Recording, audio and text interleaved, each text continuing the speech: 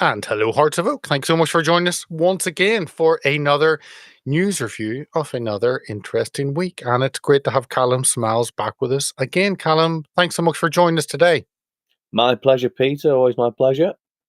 Great to have you on, and good to bump into you at who was Andrew Bridgen's case the Yeah, other week. courts of You were justice. there. Yeah. Interesting day. Boring, Interesting. but interesting. Yeah. It's always poetic good. Oh, It, it, it, it's nice to be in court something different apart from Tommy because it's usually Tommy, so someone else is different. yeah, But no, Will, that case is still to come out on Andrew Bridgen v Matt Hancock, and I'm sure we'll bring it to you, and I'm sure Callum will whenever that comes out. But let's start with a clip of video. It was a documentary you've done with Vox Populi, and it was titled "Sweden's Migrant Gangland." Let's bring up this clip, and we'll just play it. We have another case of kidnapping and hardcore like rape. I don't know what's called. Not hardcore. It's gang rape. not brutal rape. Where they kidnapped the girl and then, did quite a lot. He got a punishment of, I think it was, no matter what the actual punishment was, a few years. And he actually even spent a little time inside of, Prison. It's something else technically, the prison. But turns out, oh no, he was actually 17 at the time of the horrible rape. He was 18, probably 19 when they were done with the case, but 18 when they started the persecution, and then 17 was when he actually did it. So it turns out that the punishment, which was already very lenient, was too harsh for a minor. So they gave him 900,000 Swedish crowns, which is 85,000 pounds. So he was convicted of rape, and he got paid for it. Yep. By the Swedish state. Yeah, he did it twice. Twice. Like he did a rape twice. Okay, so tell us about the documentary. That's a utterly shocking statistic. No matter how much your head is in the media space, you see a lot of crap that is sickening. But tell us about the documentary and how it was for you. Yes, I mean, so I kind of wanted to go and have a look at Sweden just because it's on paper it's the rape capital of Europe, the gun crime capital of Europe, and in recent months it's really kind of escalated with in January they had 32 or 33 bombings around the country, so they had more bombings than days of the month. But it was a strange one really because as you've seen and many others have seen, a lot of migrant sort of trouble around Europe, it's quite city centre focused. Whereas in Sweden, it's the opposite. The safest place to be is in the city centre. So the first night we were there, we were walking around Malmo, and the street, it's really quiet. And at no point do you think something might happen to me here. Apparently, it's more out in the countryside where lots of migrants are being pushed out to, a bit like with in Ireland where it's more in the rural communities, and where there's a much smaller police presence. But yeah, so it's interesting to see in Sweden it's the opposite of it is in the rest of Europe, but it's on paper worse. Were there any? I mean, were there any? Because there in Malmo, it's somewhere that I'd certainly wouldn't even want to go to film, and only been to Sweden, I think, twice. But I mean, for you, did it feel unsafe? Was it the stories you were getting of people who lived there, as opposed to you jumping in and trying to get yourself beaten up or something? No, it didn't, and that was the thing. I was pleasantly surprised how safe it felt. Uh, I mean, don't get me wrong, that there is still clearly an issue there. You hear first, primary sources and first word accounts of awful things happening. around the country, but just like happened to be on the day that I was there, the sun was shining, the city looked lovely, and but there is still a problem. We went round. They had a thing in the '60s called the Million Homes Project, where I think they made 1,060,000 apartments. Apparently, they are now largely occupied by foreign nationals. But the interesting thing about Sweden is it's a very easy place to get citizenship. So if you and I just moved there now with all our documentation, in 5 years' time, we just apply and we can become Swedish nationals in the eyes of the law. However, if you can't prove who you are and you have no documentation, you have to wait 8 years. So during the European migration crisis of 2015, when that all really started then, all those that went to Sweden between 2015 and 17 right now can become Swedish nationals. So they probably already are Swedish nationals, which will also start to skew statistics and almost add to a false media narrative. When it's a bit like saw in Southport, the Welshman. I mean, clearly not a taffy, but it can really start to work towards a narrative that isn't honest. Yeah. No, we're seeing that time and time again. But the link for the documentary will be there, and please do go and watch it. And it is a warning to us in the UK. Maybe it's too late, but you make these warnings anyway, because this is where I live, where Callum lives, and you fight anyway. So we'll leave that.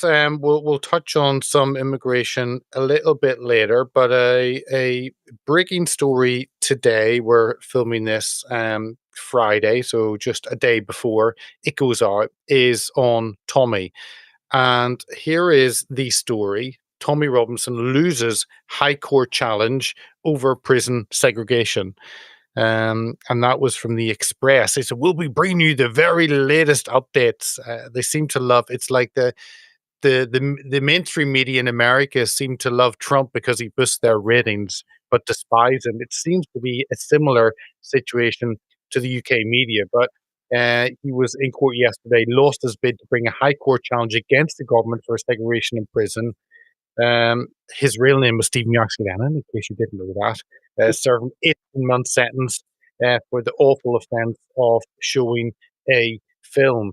And I mean, there's your thoughts on this. It's bonkers. You need to ask. If you have the legal paperwork and you can pay for that to go through. Surely you should be able to carry it out. You need to ask permission from the court whether you're allowed to go ahead with the case. So it's not as if you've got the legal paperwork and right, you can just do it. You need to then ask permission to be able to go. But what are your thoughts on this and Tommy being denied the right to challenge that sultry confinement or segregation? It would be interesting to see if anyone else has recently challenged a similar thing, and if they've got it, because it seems to be the case that whether he's right or wrong, he's wrong. Like, Yes. if he said today was Friday, they'd argue it wasn't. So it would be really interesting to see, similar cases recently where they've tried for something similar, and actually to see, I mean, you and I know, and many people watching this will know, the justice system in what I was going to say in the West Yep. really isn't fair these days. I mean, you just heard then about, a foreigner that brutally raped a girl in Sweden and got paid for it. I mean, £85,000 a year, like the things we would do for £85,000 a year. I mean, I didn't see paying to rape someone as part of the benefit system, but hey, it must be. Yeah, I've been in the job centre before, and I'll be honest, I've never seen that advertised. No. But maybe it's in another language like Urdu or something. The station at Whitechapel. So yeah, it's. I mean, I do have questions about Tommy, at times, But I think by and large, like when you look at things like this, it's not right. Because it comes down to a safety thing, really. We've seen how bad he looked when he came out of prison last time. Yeah. And at the end of the day, this isn't someone that, there's some people I'm like, yeah, I'd happily lock them up and throw away the key or even do worse. But for contempt of court, it seems a bit extreme. It does seem excessive. 140 days solitary confinement, and that means he's allowed to go to the gym by himself for 2 hours a day. But that's it. No engagement unless there's visitors, unless they're allowed, and with his legal team. And for the system to think that is perfectly normal, to put someone in that solitary condition for 142 days, I mean, that is it's kind of really, really, really concerning. You think actually that should make a human being think, but no, it doesn't make them think at all. Yeah. Well, that's the thing. You summed it up perfectly. It should make you think, but it doesn't seem to be the case. No. Well, we'll see. But that will go on, and on and on, even with Elon Musk's money, it still doesn't break through, and still doesn't push through. There's this story on Enoch Burke, and there's a video of him speaking, and it's really, really interesting. He's had his bank account frozen. Let me bring it up. Here is that's the breaking. Enoch Burke speaks as his bank account is frozen and salary taken by Irish government, because he's refused to affirm or use transgender ideology or pronouns in his school, to address children as they see. And he tried to withdraw money and wasn't able to. Let me see if I can just bring up the clip and let you see of him going to try and withdraw his money, and it kind of has echoes of the Canadian truckers. But let me see if can I bring it up? Here it is. Good morning, my name is Enoch Burke and I'm a teacher of German and History at Wilson's Hospital School in County Westmeath.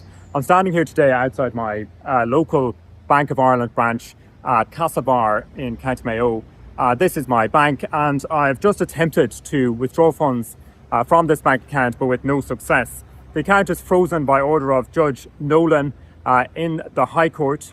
This was on foot of an application made by the Attorney General, Mr. Rossa Fanning, and accompanied also by lawyers for the Minister for Finance, Mr. Pascal Donoghue, and the Minister for Education, Miss Helen McEntee. And I have the bank card here in my hand, but I can't withdraw any money. And I want to make clear that I received no notice whatsoever of this.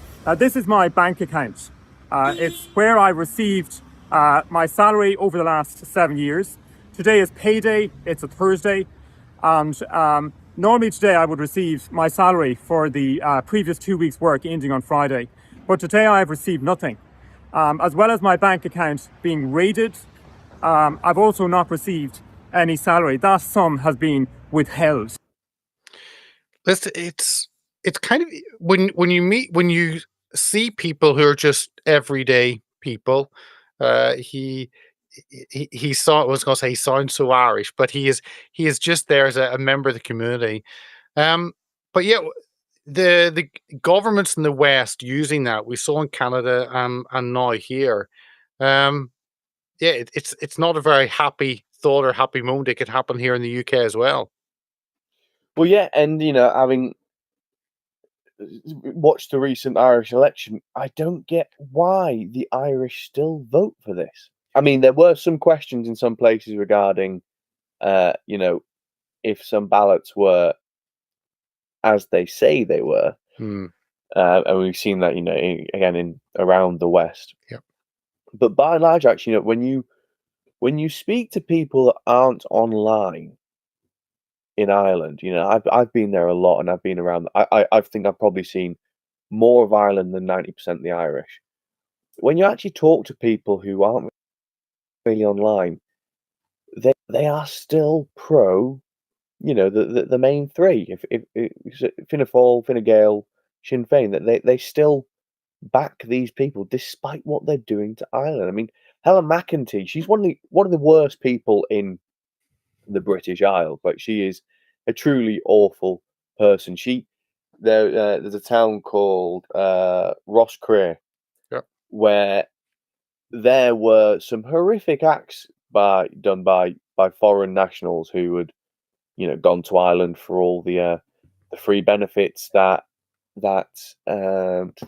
Roderick O'Gorman was advertising in multiple languages.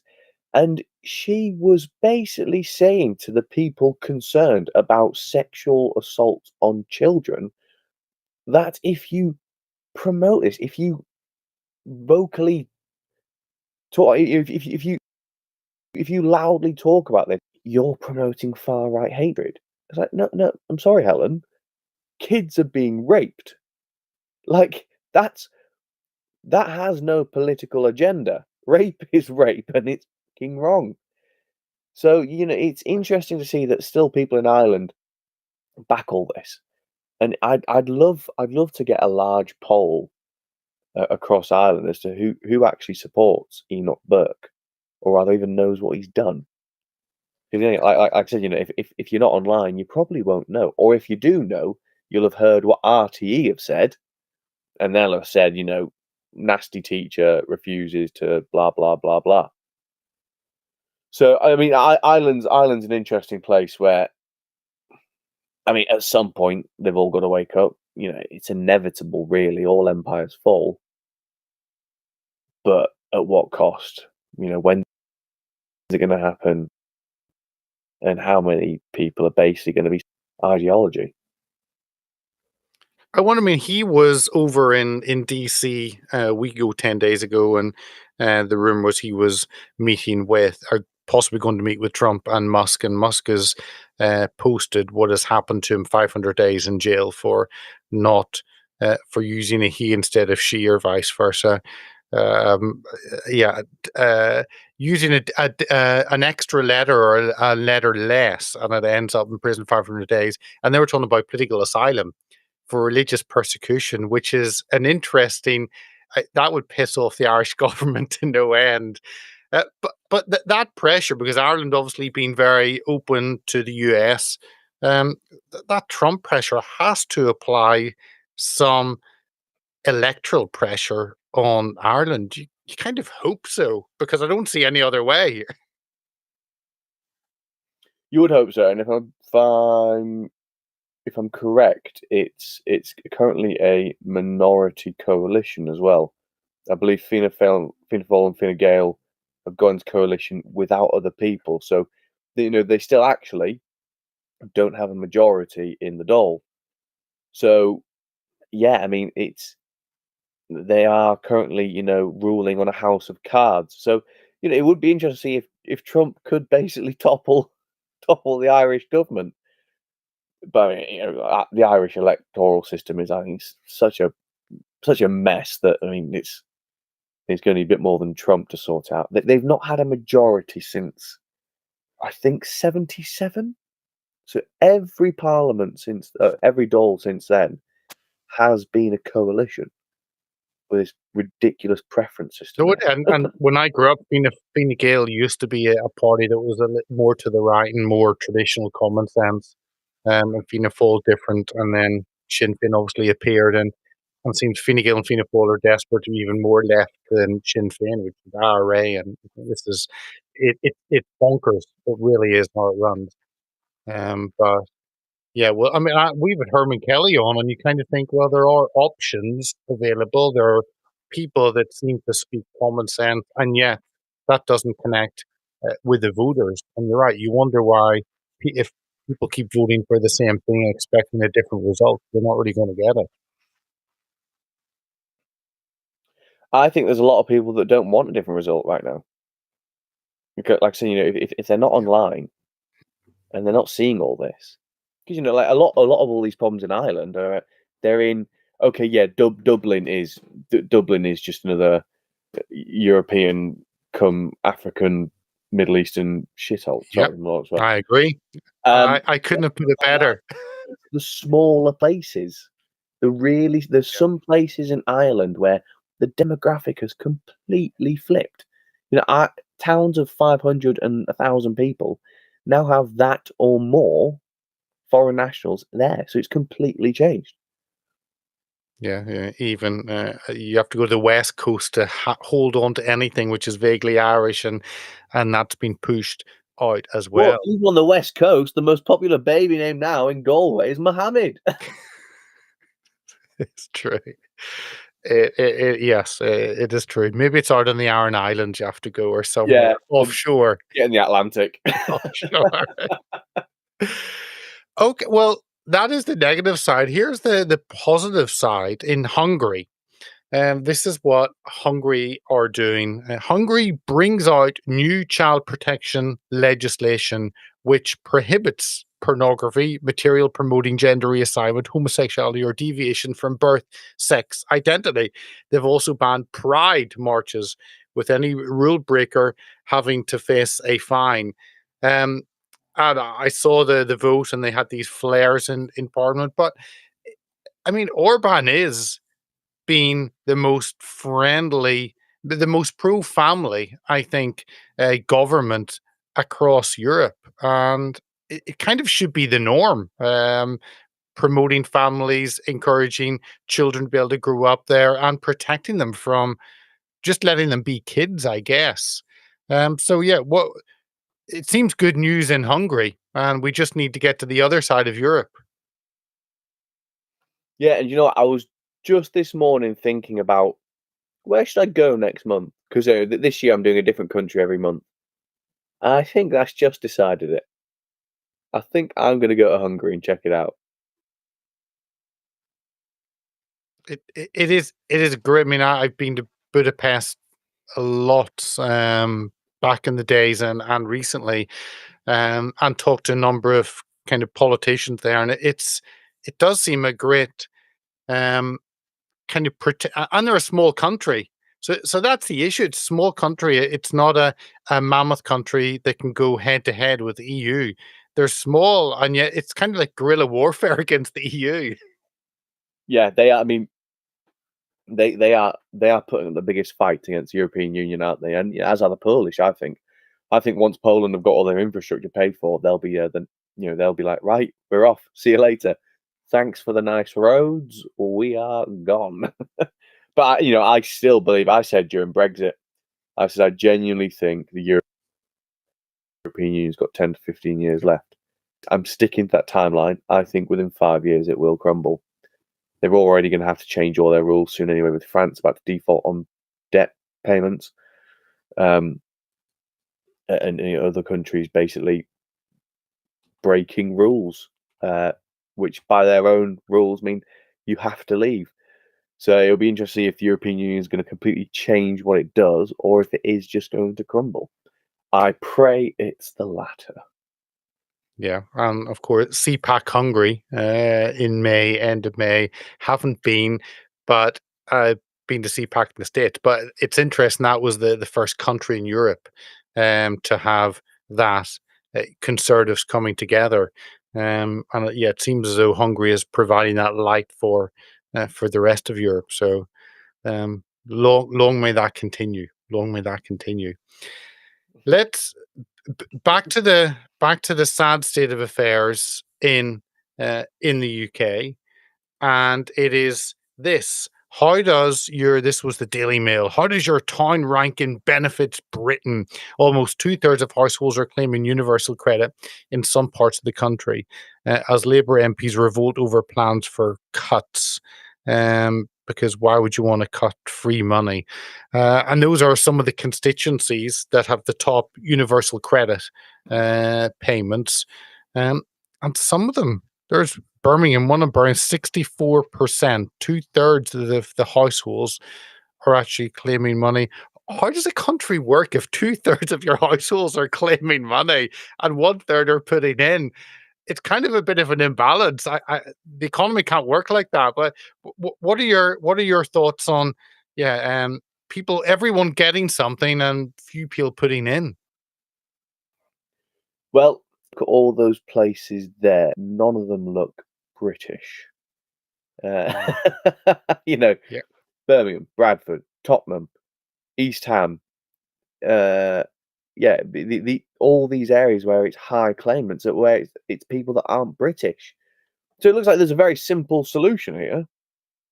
If you can't contribute, goodbye.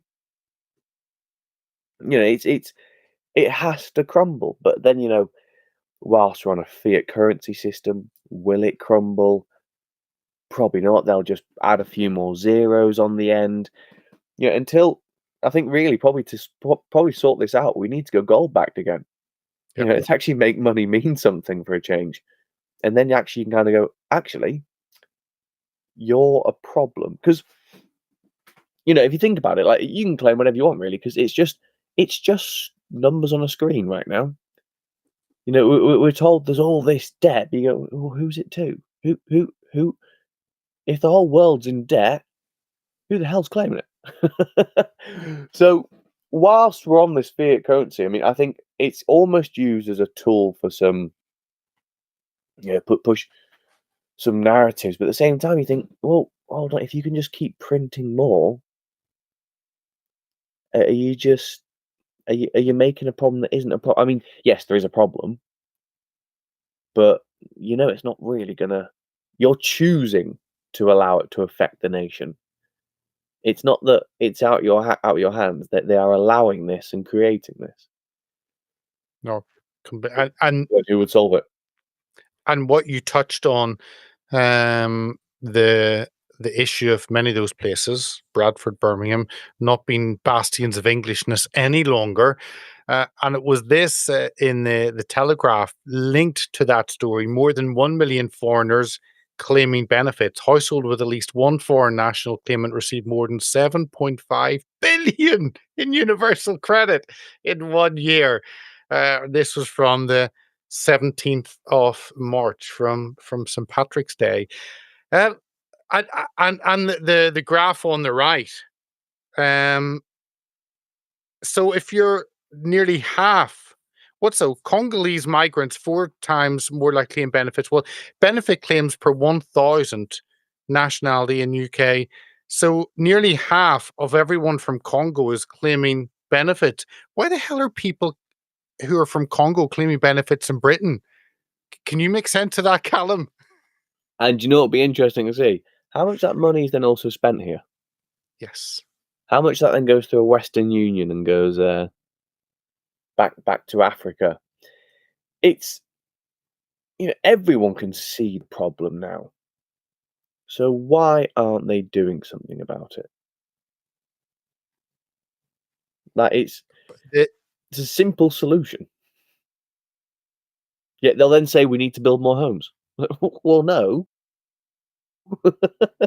Stop taking in every Tom did. Yeah. Remove people that don't offer any value. I think that's racist thing. It took in someone in your own home, and your work, the gas, the water, the council tax, food on the table, blah blah blah, and someone that you don't know but has just moved in, just kind of walks in your fridge, grabs loads of stuff, scratches their bollocks, goes back in their room, whilst you pay for the electricity for them to just sit on the Xbox all day. You'd have a problem with it. So why is that not transpiring to a wider sort of scenario where it's all these people coming into the country and doing exactly that? No, you said in your house, but it's like someone pitches up a tent on your front lawn, and then you're then liable to look after them and to feed them and to protect them. And who are these people? I have no idea, but the law says I must now feed them, and as long as they want to stay here, it doesn't. Yeah, it doesn't really say. But the anger hasn't boiled over yet. The anger boiled over a little bit, maybe, around the Southport demonstrations. But actually, he was Welsh. He was Welsh. I love how when people say the Welshman, we all know exactly who you're on about. The Welsh choir boy. Come on. The Doctor Who star. But with that Daily Mail showing the picture of this lovely young choir boy, Church of England school, and then the picture of him in the dock as some demented character.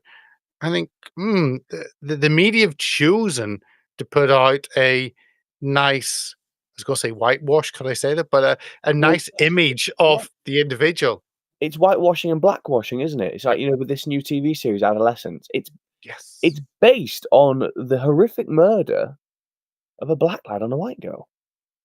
Yet they're making out it's based because they're now talking about, showing this in Parliament and this being then shown in schools.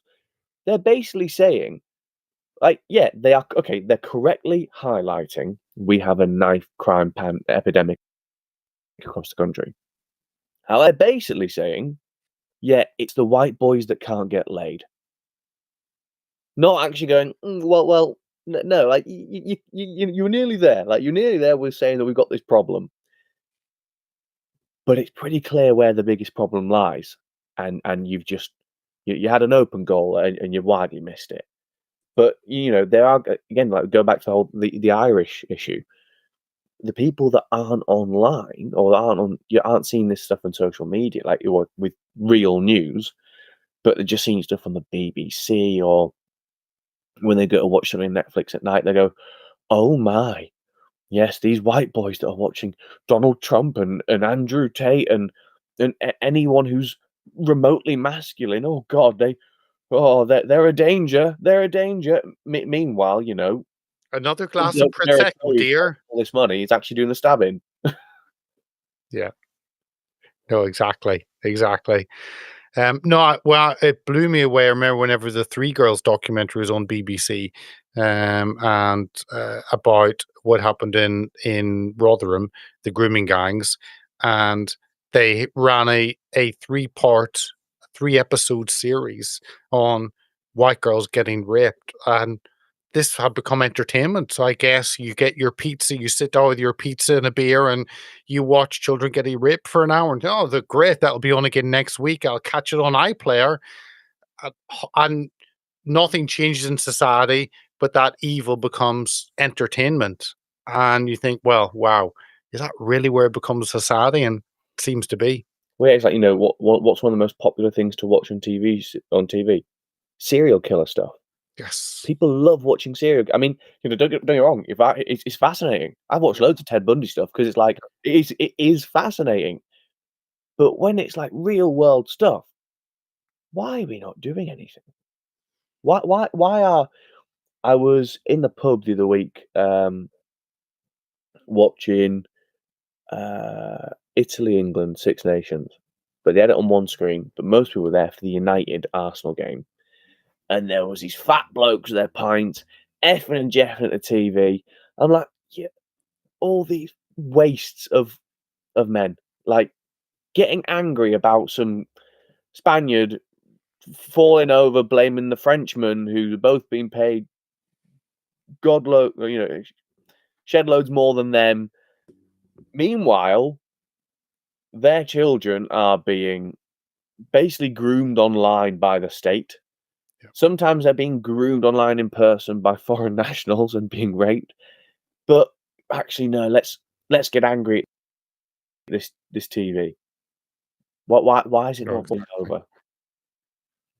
It could be Well, solved here's tomorrow. this. That's how easy it is. Easily. And let's touch on that. And this connects in with this kind of leads into reform and Rupert Lowe, what's happening there. But this headline in GB News, bombshell new poll. I don't know why the hell this is a bombshell poll, but shows overwhelming number of Britons back mass deportation of foreign offenders. It says that mass deportations of migrants who commit serious offences would be overwhelmingly popular with the public, while a majority would support deporting migrants who entered the country illegally. I read that and my first thought was, no shit, Sherlock. Like, but yeah, so what it's common sense. And it's a vote winner, and yet you don't see the Tories lining up and discussing this. Well, yeah, but actually, Joe, I don't agree with deportation for a lot of these people. because quite often you see things like, you know, someone from Sudan has raped a girl. They go, "Oh, needs deporting." Well, no, because that means some poor foreign girl's going to get raped. Why do we not execute this sort of person? Like, why, if we are trying to, as a society, respond civilly with barbarians. Yeah. Civility should be reserved for the civilized. Barbarians should be responded with barbaric actions. It's a language they understand. So why do we not just when you see such and such? Or remember there was that woman who died of a heart attack while being raped. I think she was raped, she's literally like facially raped and died of a heart attack. Why is that person not just shot at dawn? When the evidence is overwhelming, why is it not? Do you know what? You've just forfeited your right to oxygen. You offer nothing but problems. Why are we not literally getting? And I actually think if that was the case, so many of these scumbags would probably change their ways. Because I think a lot of people go, "Is a shag really worth being hung?" Maybe not. Maybe not. Maybe I'll actually try and talk to that girl instead and maybe make her want to sleep with me. But no, I think because we respond to barbarians with civility, we're encouraging them. And I think, if you enter the country illegally, you should just be deported straight away. But I think if and I don't just mean for, I think if anyone does these sorts of heinous crimes and it's black and white guilt, that's no pun intended as well, by the way, then I think we really should take a hard stance, and it would see the country, I think, heal overnight. Oh, it would, and we've never really had that conversation. I don't know. I think I err on the side of not having the death penalty, but that conversation hasn't really been had in the UK. But at the moment, we have the cost of actually putting foreign prisoners in our prisons for years.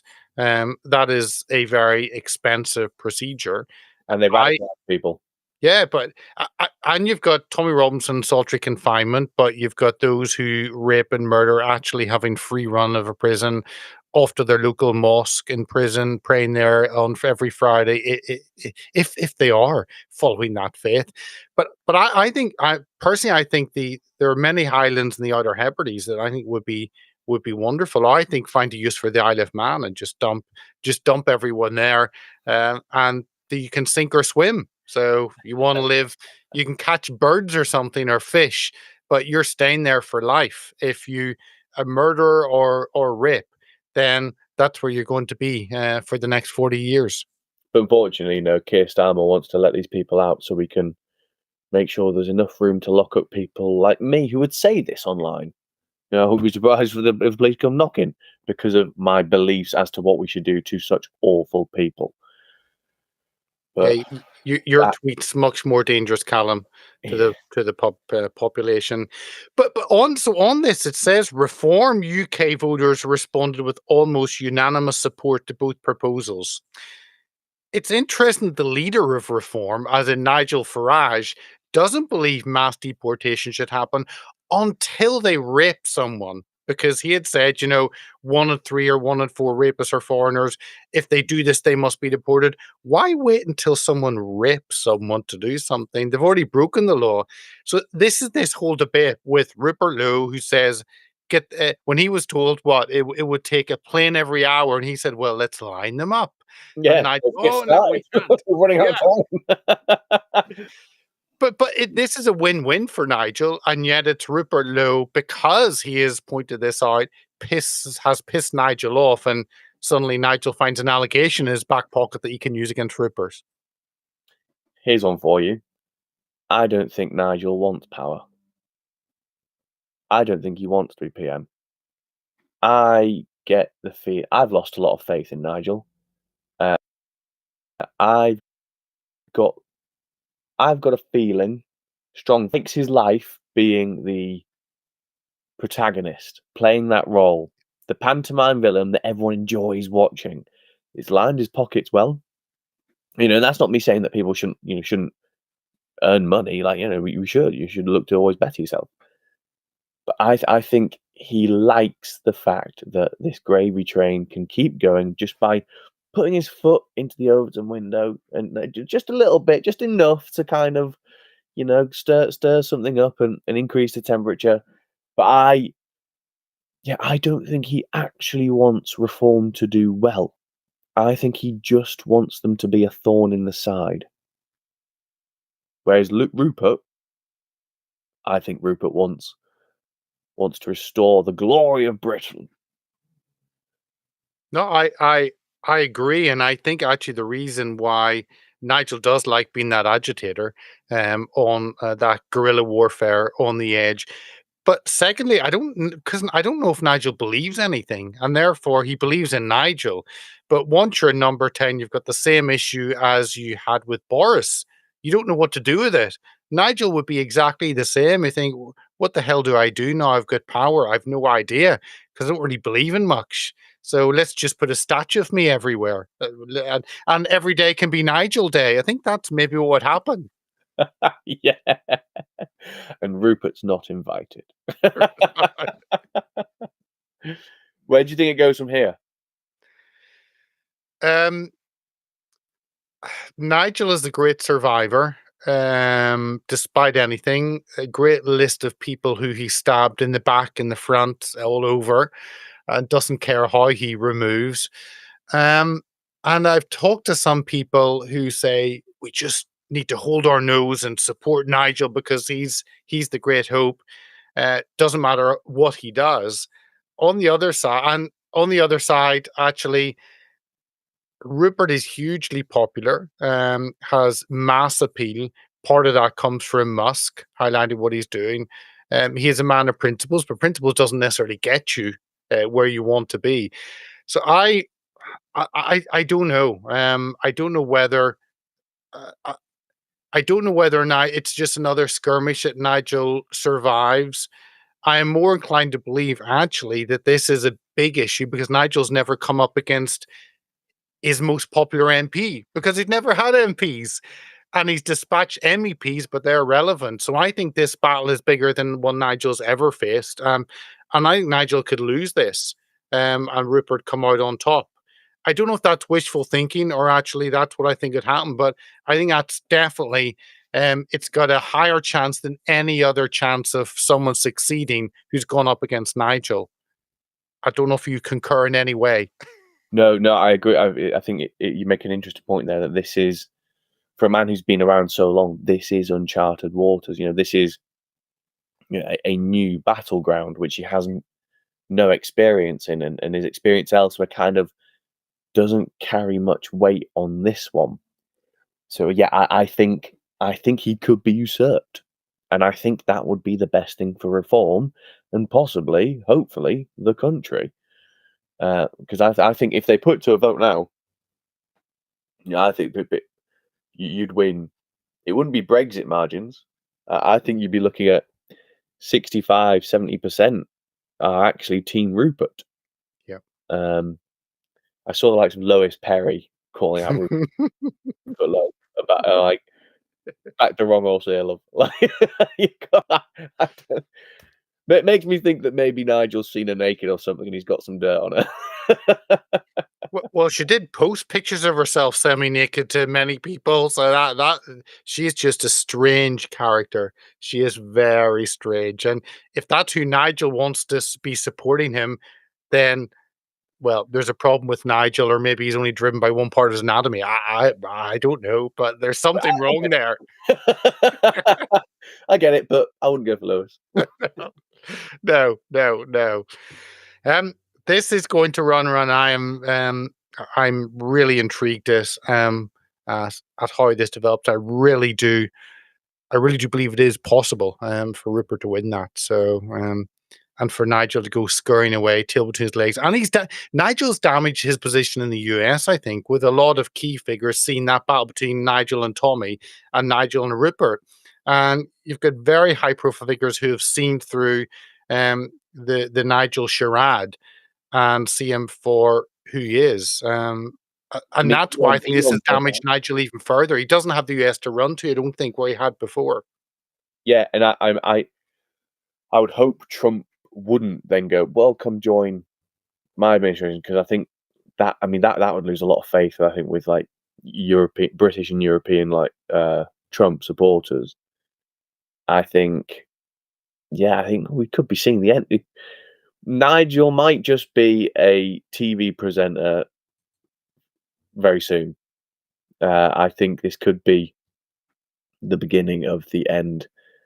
And even just things like, it's a question that's starting to be asked more. Like, who is this bloke that runs the party? I don't mean Nigel. I mean the Muslim fella whose business interests were luxury services.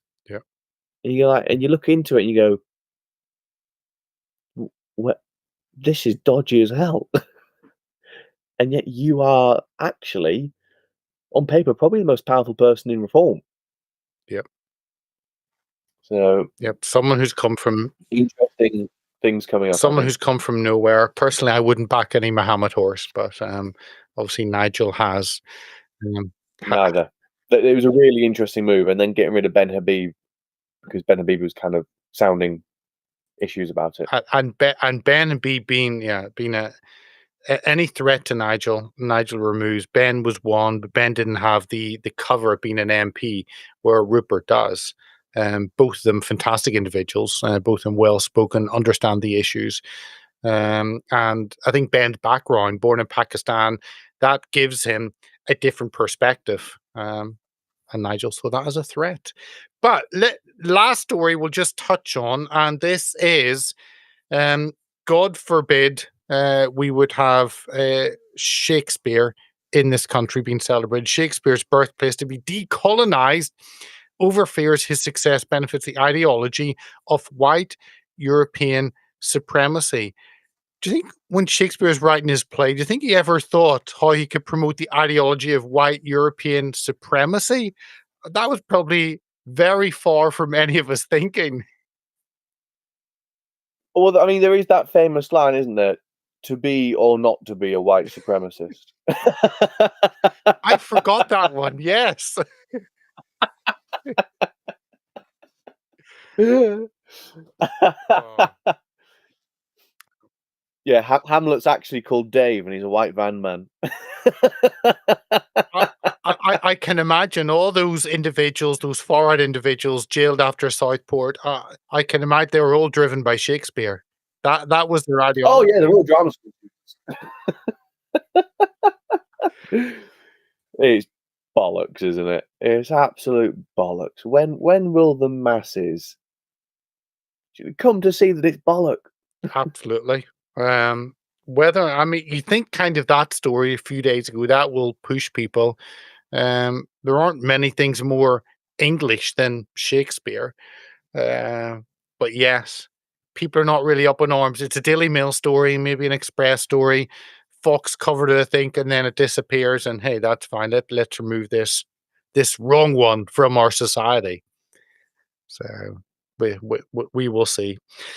Callum, always love having you on. Thanks so much. I love watching that report from Malmo. We'll see if you end up in Hungary or your destination is elsewhere. But we'll certainly watch that closely.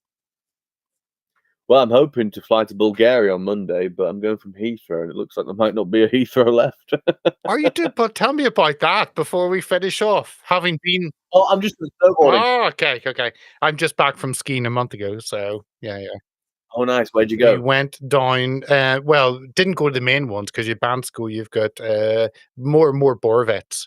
Yeah, you're going to Bansko. Bansko's crowded, but you'll enjoy it. It's good fun. So.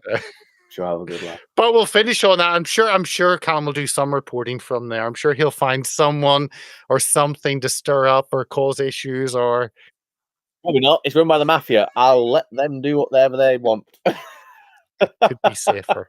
And on that common sense thought, we'll leave you. So, Callum, thanks so much for